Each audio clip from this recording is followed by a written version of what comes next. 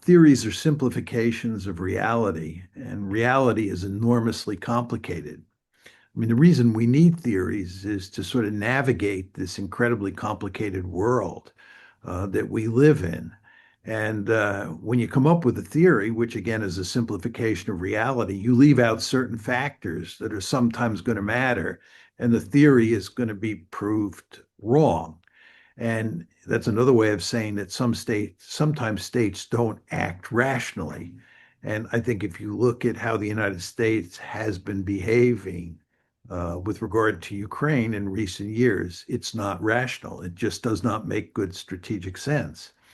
But I think what happened here is that the whole Ukraine war is largely a result of the period of liberal hegemony when the United States was not worried about great power politics, where it was the most powerful state on the planet and felt that it was free to do pretty much anything it wanted without worrying much about the balance of power.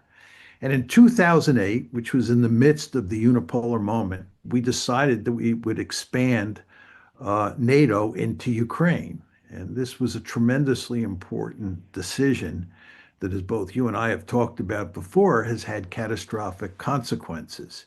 And you could make an argument that that was rational in 2008 when there was a unipolar world and the United States was in a position to think that it could push the Russians around. Uh, but what happened is that it eventually led to a major crisis in February of 2014, and of course to a war in February of 2022. And by February 2022, when that war broke out, we were no longer in a unipolar moment. We were in a multipolar world. The United States was concerned about containing China in 2022. Containment was well in place, and it made absolutely no sense to get into a war with Russia in Ukraine. But of course, that is what we did.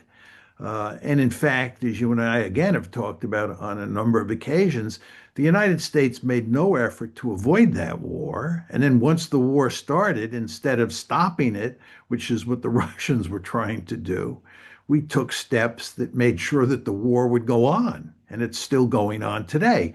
And this does not make strategic sense from an American point of view. So I think this is clearly a case of non-rational behavior. It does not accord with realist theory.